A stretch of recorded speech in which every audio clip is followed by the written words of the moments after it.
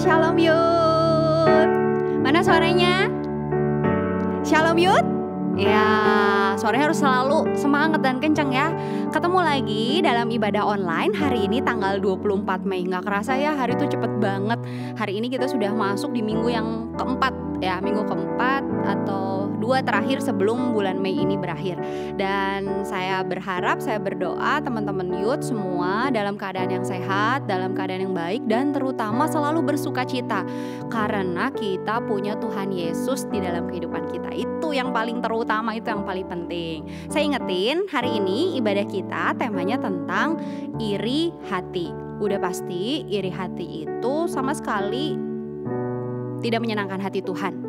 Nah, kita akan belajar sama-sama bagaimana kita sebagai anak-anak Tuhan menjauhi atau kita tidak ada iri hati dalam kehidupan kita ya. Oleh karena itu, mari sama-sama saya ajak kita semua untuk menyiapkan hati kita untuk kita menyembah Tuhan, memuji Tuhan, meninggikan Tuhan, dan mendengarkan apa kata Tuhan.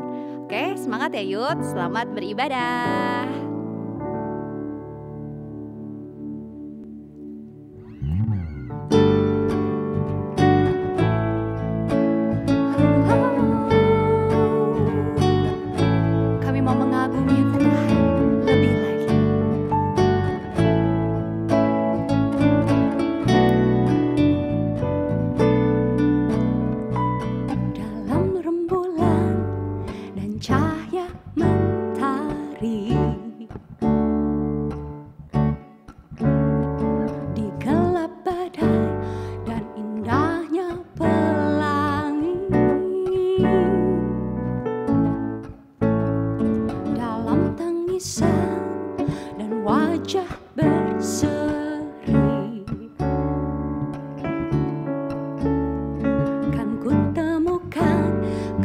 Terbesar bagi dunia ini, diam ku terpaku dan ku takjub akan kasih-Mu yang tergores indah.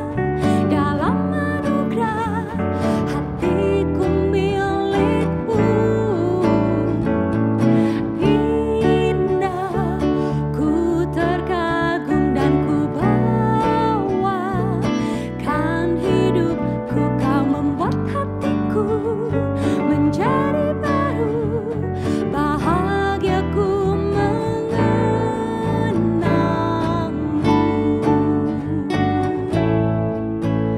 Oh, oh,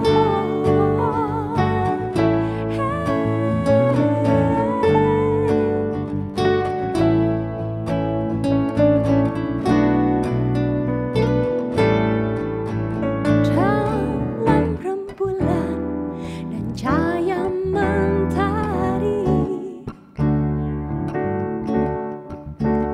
di gelap badai dan indahnya pelangi, dalam tangisan dan wajah berseri, kan ku temukan kasih terbesar bagi dunia ini. Diam ku terpaku dan ku takjub akan kasih-Mu yang tergores indah. Dalam anugerah hatiku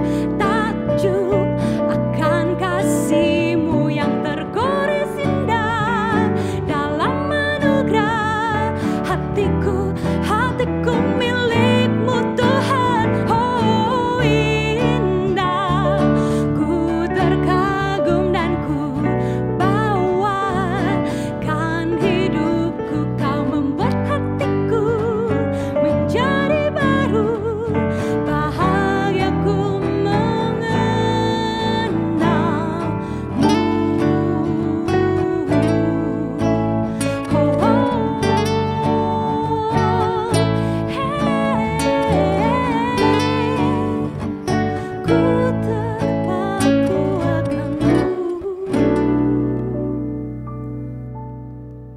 Sungguh biar kami diam dan terus mengagumi Engkau Tuhan. Biar fokus kami bukan kepada sekitar, bukan kepada dunia ini, bahkan gemerlapnya dunia. Sehingga tidak perlu ada iri hati dalam hidup kami. Justru sebaliknya, kami bersyukur, kami bersyukur, kami bersyukur. Karena kami sudah memiliki yang terbaik, yaitu Engkau, Yesus Juru Selamat kami. Terima kasih Tuhan, karena Engkau hadir dalam hidup kami, dan Engkau Allah yang setia mengasihi kami. Pagi ini Tuhan, kami berdoa kepadamu, agar sungguh kami boleh senantiasa dibasuh, diberikan hati yang baru, agar kami boleh hidup layaknya seperti anak-anak-Mu Tuhan. Ini doa kami Tuhan, dan kami menyembah-Mu lebih lagi. Haleluya.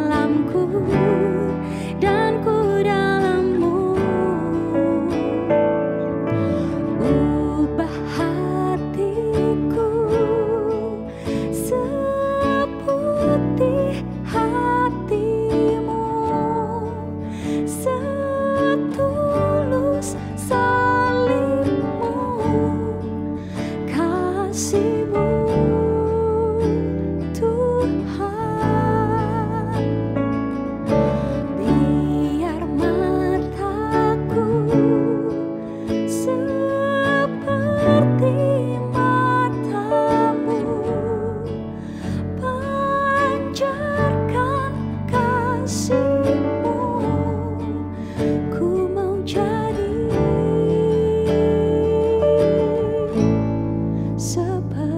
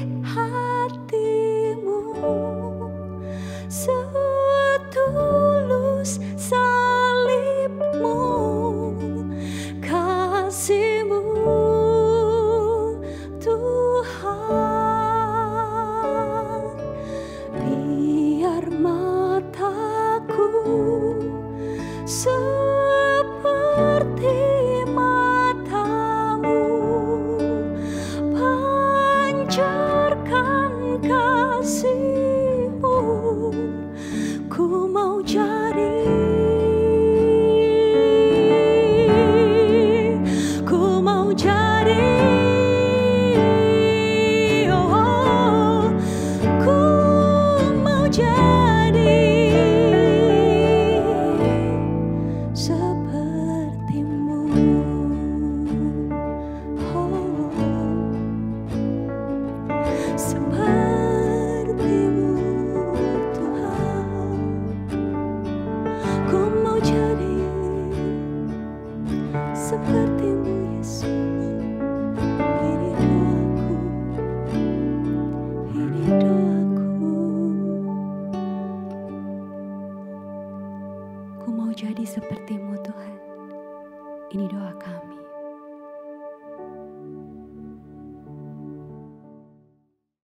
Pengumuman hari ini. Minggu depan, tanggal 31 Mei 2020, kembali kita akan bersama-sama beribadah secara online. Ibadah minggu yang akan datang adalah ibadah memperingati Hari Pencurahan Roh Kudus. Ibadah akan diadakan pukul 7.30 atau setengah 8 pagi, yaitu ibadah untuk umum dan juga youth. Tema ibadah pada minggu yang akan datang adalah kepada siapa kita berserah. Untuk Victory Kids, ibadah minggu yang akan datang akan diadakan terpisah, yaitu pukul 9 pagi. Bagi jemaat yang rindu memberikan persembahan dan perpuluhan dapat melakukannya melalui transfer ke rekening Gereja Rehoboth Berea. Rekening Bank BCA dengan nomor account 453 122 5222 atas nama Maria Herning Aruma _Sarina. Jemaat juga dapat memberikan persembahan dan perpuluhan secara elektronik. Pemberian dapat dilakukan dengan cara meng-scan kode QR berikut ini. Pemberian elektronik ini dapat dilakukan melalui aplikasi online seperti GoPay, OVO, dan aplikasi elektronik lainnya. Untuk informasi lain seputar kegiatan Gereja Rehoboth Berea dapat mengirimkan pesan melalui nomor telepon 0851 56 56 72 65. Demikian pengumuman hari ini. Shalom, selamat pagi Yud, apa kabar? Sungguh amat baik, puji Tuhan. Kalian sehat-sehat semua? Walaupun kita tidak dapat beribadah bersama-sama di ruangan yang sama pada saat ini, tapi kita percaya bahwa Tuhan hadir bersama-sama dengan kita, siap untuk melawat dan memberkati kita semua. Amin. Mari kita berdoa. Bapa Allah dalam kerajaan surga, kami sungguh bersyukur karena untuk kesekian kalinya kami menikmati ibadah online dan menikmati kehadiran Tuhan di tengah-tengah kami. Terima kasih Tuhan karena Tuhan masih mau berfirman buat kami semua. Berfirmanlah buat kami semua, kami siap untuk mendengar. Urapi hamba-Mu, urapi kami semua yang mendengar Tuhan. Kami mau bersuka cita karena kehadiran Tuhan di tengah-tengah kami melawat kami. Terima kasih Tuhan, kami serahkan jam ini ke dalam tangan Tuhan. Di dalam nama Tuhan Yesus Kristus kami peralaskan doa kami. Amin. Mari kita akan belajar firman Tuhan bersama-sama pagi hari ini yang berjudul Iri Hati. Ayat masnya terdapat dalam Amsal 14 ayat 30. Demikian firman Tuhan. Hati yang tenang menyegarkan tubuh, tetapi iri hati membusukkan tulang. Amin. Berbahagialah setiap orang yang mendengar dan melakukan firman Tuhan dalam hidupnya sehari-hari. Iri hati adalah kata yang sering kali kita dengar dalam kehidupan sehari-hari. Bisa kita dengar di rumah, di tengah-tengah lingkungan keluarga, di sekolah, di kampus, di tempat bekerja, bahkan di dalam rumah Tuhan. Seorang kakak bisa iri kepada adiknya di rumah ketika adiknya dibelikan baju baru tapi kakaknya tidak mendapatkannya. Atau seorang adik iri kepada kakaknya karena kakaknya dibelikan motor, adiknya cuma sekedar nebeng ke kakaknya. Kemudian seorang teman juga bisa iri hati di dalam kelas misalnya. Karena rekannya mendapatkan nilai yang lebih baik daripada dirinya sendiri. Atau si A yang bekerja di sebuah perusahaan, sama-sama di bidang yang sama, di divisi yang sama atau departemen yang sama, tapi rekannya dipromosikan, bahkan bisa naik pangkat, naik jabatan. Dia biasa-biasa saja. Di gereja, rasa iri juga bisa melanda para pelayan Tuhan. Hamba Tuhan bisa iri kepada rekannya yang memiliki jemaat yang lebih banyak dan dianggap pelayanannya lebih berhasil daripada dirinya. Betapa iri hati itu merasuk semua kalangan, bukan cuma orang awam, tetapi juga dalam rumah Tuhan. Iri hati sangat merusak kehidupan. Karena seorang yang iri hati itu berusaha untuk merusak kebaikan-kebaikan orang yang dia iri, bahkan bisa menjatuhkan nama baiknya, dan lain sebagainya. Hal-hal yang buruk bisa terjadi. Alkitab mengecam sifat iri hati. Firman Tuhan mengatakan iri hati membusukkan tulang. Iri hati itu seperti penyakit kanker yang menggerogoti vitalitas dan jiwa seseorang. Orang yang iri hati adalah orang yang tidak bisa menerima kenyataan bahwa orang lain lebih daripada dirinya sendiri. Iri hati berasal dari kata Ibrani kina yang artinya adalah menyala. Seperti wajah yang merah padam, panas hati karena melihat orang lain lebih daripada dirinya. Orang lain memiliki apa yang tidak dimilikinya. Bahkan cenderung ingin merampas agar orang itu juga jangan menikmati apa yang baik. Iri hati dalam bahasa Yunani adalah phtonos. Yang diterjemahkan juga dengan kata dengki. Ini menandakan sifat khas dari hidup yang belum ditebus. 1 Korintus pasal 3 mengatakan iri hati perselisihan itu menunjukkan bahwa kamu manusia duniawi. Dan bahwa kamu masih hidup secara manusiawi. Dalam bahasa Inggris envy, dalam bahasa Latin invidia, terkadang disebut juga dengki atau hasad. Adalah suatu emosi yang timbul ketika seorang yang tidak memiliki satu keunggulan, baik itu prestasi maupun kekuasaan, menginginkan yang tidak dimilikinya itu, atau mengharapkan orang lain juga tidak memiliki apa yang dia tidak miliki. Jadi iri hati didefinisikan sebagai suatu perasaan tidak senang atas keunggulan atau keberuntungan orang lain. Dalam Alkitab disebut dengan kedengkian. Tapi iri hati harus dibedakan dengan cemburu. Karena iri hati itu orientasinya adalah kepunyaan orang lain. Ingin memiliki apa yang dimiliki oleh orang lain. Kebencian karena dia tidak memiliki apa yang dimiliki oleh orang lain. Kalau cemburu, orientasinya adalah kepunyaan diri sendiri. Takut kehilangan, ada rasa takut tersaingi. Itu adalah cemburu. Jadi berbeda antara iri hati dan cemburu. Dalam firman Tuhan dikatakan Allah adalah Allah yang cemburu. Tapi Allah bukannya cemburu seperti manusia. Allah cemburu dengan cemburu ilahi. Tuhan tidak menghendaki umat pilihannya, umat kesayangannya berpaling kepada dunia ini sehingga binasa. Itulah disebutkan bahwa Allah cemburu.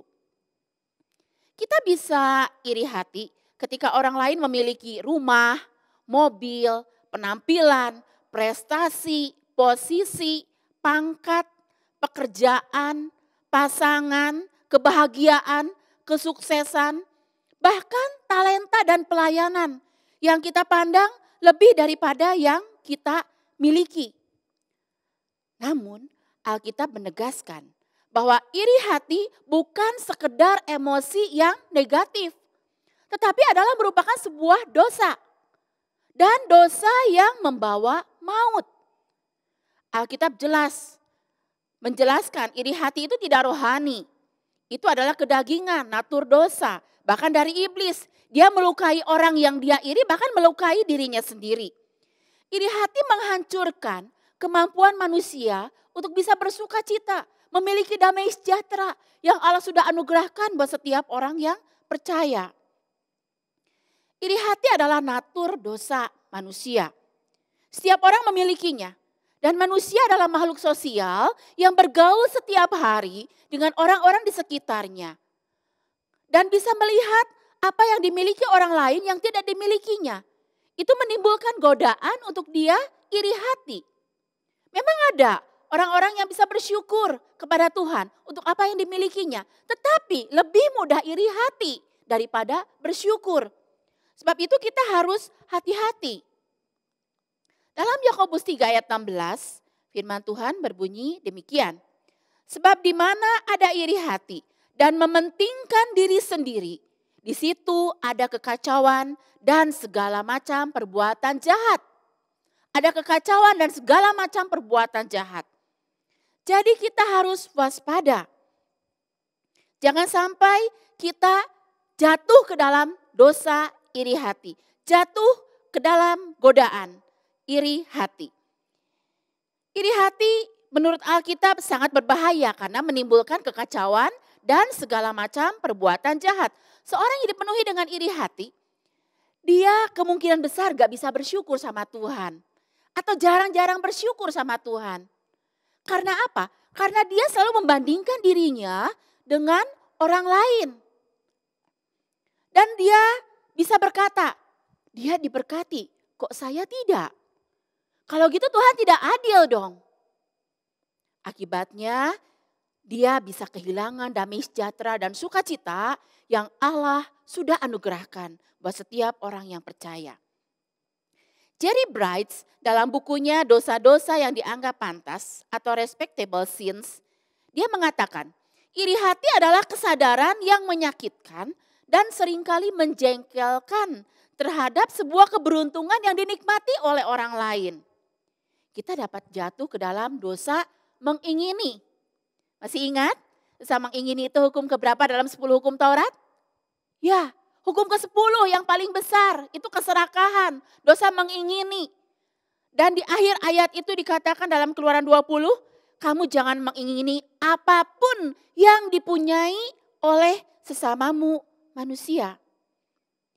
Paulus kepada jemaat Roma mengatakan bahwa iri hati itu merupakan salah satu dosa yang membawa kepada maut.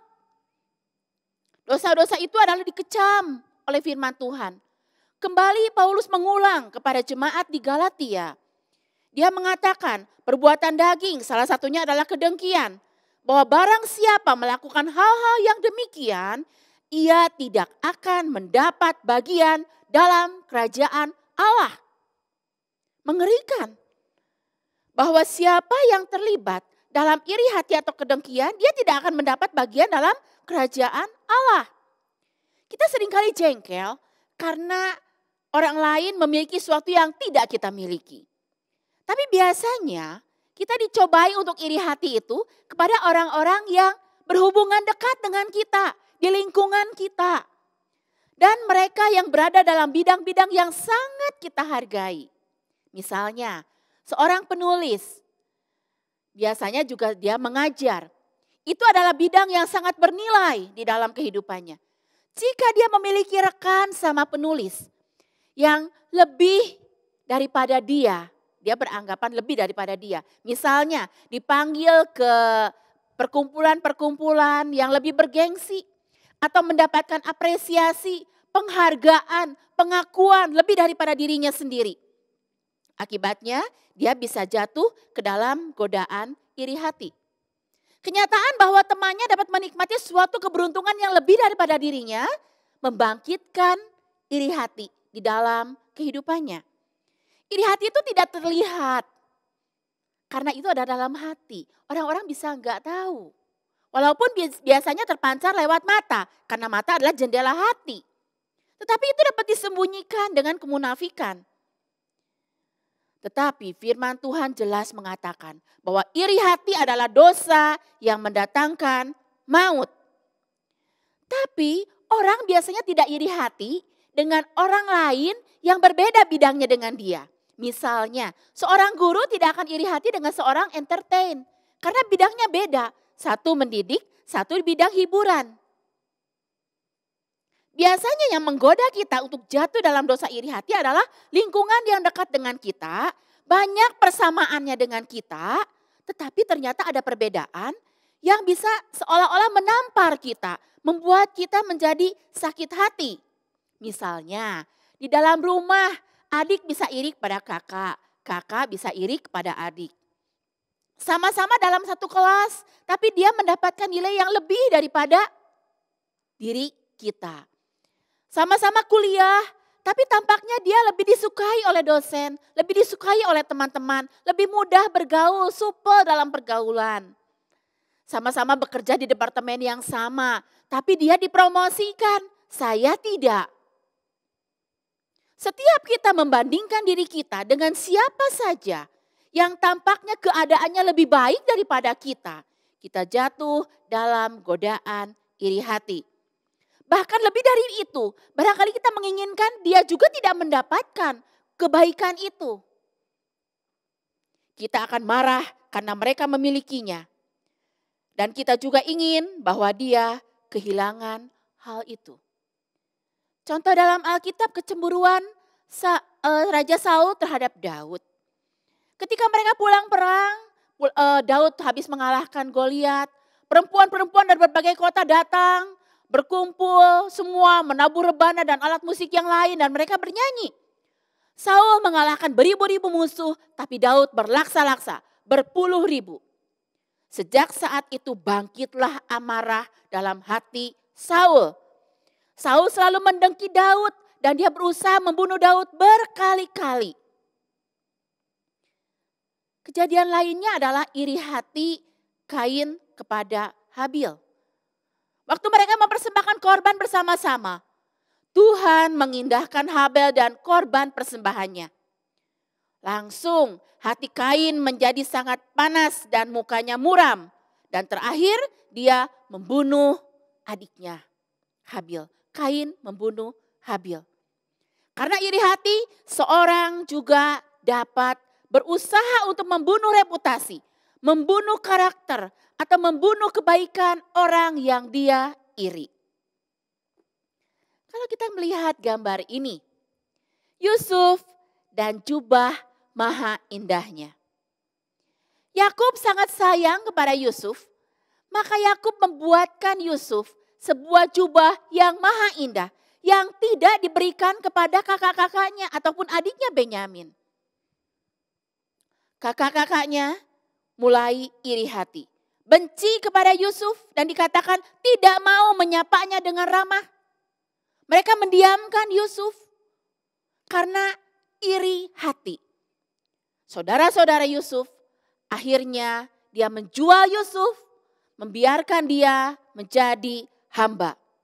Iri hati membawa orang pada tindakan kriminal, pada perbuatan dosa-dosa lainnya yang lebih jauh lagi. Alkitab juga menceritakan tentang Adam dan Hawa yang iri hati kepada kemahatauan Allah sehingga mereka makan buah pohon pengetahuan yang baik dan jahat. Dalam perjanjian baru dikisahkan Herodes yang iri hati kepada pemimpin baru yang dipertanyakan oleh orang Majus, yaitu Tuhan Yesus sendiri. Kemudian dia memerintahkan membunuh semua anak di bawah umur 2 tahun. Iri hati menimbulkan kekacauan dan perbuatan jahat. Tadi kata Yakobus 3 ayat 16. Tetapi rencana Allah tidak dapat dikacaukan oleh manusia. Yesus tetap lahir, Yesus tetap hidup sampai dewasa. Dan orang Farisi, ahli Taurat semua iri kepada Yesus. Bahkan orang Yahudi juga iri. Sampai Pilatus sendiri menyadari, mengetahui bahwa mereka menyerahkan Yesus karena dengki. Di mana ada iri hati, di sana ada kekacauan dan segala macam perbuatan jahat. Yesus harus mati di kayu salib. Tetapi dia menjadi keselamatan bagi kamu dan saya. Dia tidak tetap tinggal mati, dia bangkit pada hari yang ketiga. Dan dia naik ke surga menyediakan tempat bagi orang percaya. Dan dia tidak meninggalkan kita seorang diri, dia mengaruniakan Roh Kudus. Untuk kita tetap setia berjalan di jalannya Tuhan sampai menanti kedatangannya yang kedua kali. Sementara kita menantikan kedatangan Tuhan, kita harus mengembangkan sikap yang sesuai dengan perintah-perintahnya. Ya salah satunya ini, tidak iri dan tidak cemburu. Sifat iri harus disingkirkan dari karakter hidup seorang percaya. Iri hati hanya akan membuat orang berpusat pada dirinya sendiri dan mementingkan dirinya sendiri. Iri hati merupakan manifestasi daripada orang yang mementingkan dirinya sendiri. Iri hati membawa kita kepada kejahatan. Bahkan Alkitab juga menjelaskan asal-usul musuh manusia, yaitu iblis. Dia yang semula adalah malaikat yang iri pada kekuasaan Allah, sehingga akhirnya memberontak kepada Allah dan membawa kepada kejatuhannya. Dan sekarang iblis iri hati pada manusia karena manusia menerima kasih karunia, diselamatkan oleh Allah, dikasihi oleh Allah, berusaha untuk mengubah hati manusia, mempengaruhi manusia untuk memusuhi Allah. Bagaimana cara mengatasi godaan untuk iri hati atau cemburu? Yang pertama adalah menyadari kedaulatan Tuhan. Tuhan berdaulat, berhak memberikan talenta, kemampuan kepada siapa saja yang Allah kehendaki. Walaupun barangkali kita mendapatkan talenta yang sama satu dengan yang lain, tetapi derajatnya, kapasitasnya itu akan berbeda satu dengan yang lain. Bahkan yang kembar sekalipun akan memiliki kemampuan yang berbeda. Contohnya, seorang tenaga pemasaran atau marketing, dia akan mempunyai kemampuan yang berbeda satu dengan yang lain. Seorang pembicara, dia akan memiliki kemampuan yang berbeda satu dengan yang lain. Tetapi jadilah dirimu sendiri. Be yourself. Kita harus melibatkan Allah sehingga kita bisa memerangi dosa iri hati itu. Kita menyadari bahwa sikap iri hati atau cemburu kepada orang lain berarti kita menuduh Allah berlaku tidak adil kepada kita. Yang kedua, menyadari bahwa kita adalah satu tubuh dalam Kristus. Dalam Roma 12 dikatakan bahwa kita adalah satu tubuh di dalam Kristus, masing-masing kita adalah anggotanya. Walaupun sesungguhnya ada anggota yang lebih mulia daripada yang lain, tetapi kita adalah saling melengkapi satu dengan yang lain. Bagaimana kalau kita cemburu pada orang fasik? Firman Tuhan berbunyi demikian, orang fasik itu orang yang tidak kenal Tuhan. Amsal 24 ayat 19, jangan menjadi marah karena orang yang berbuat jahat. Jangan iri kepada orang fasik. Amsal 23 ayat 17, janganlah hatimu iri kepada orang-orang yang berdosa, tetapi takutlah akan Tuhan senantiasa. Membanding-bandingkan diri kita dengan orang lain adalah satu tindakan yang bodoh, yang merusak diri kita sendiri. Orang lain selalu akan mendapatkan apa yang lebih daripada kita, apa yang tidak kita miliki. Mereka akan punya pengalaman yang berbeda pengalamannya dengan pengalaman kita. Yang ketiga, kita menyadari bahwa kita hanya membuang-buang energi emosional kita. Kita gagal memahami bahwa Allah bekerja secara unik dalam hidup kita. Bahwa Allah punya tujuan untuk kehidupan kita. Allah punya rencana buat kehidupan kita. Allah punya tempat yang khusus dan menempatkan kita di sana.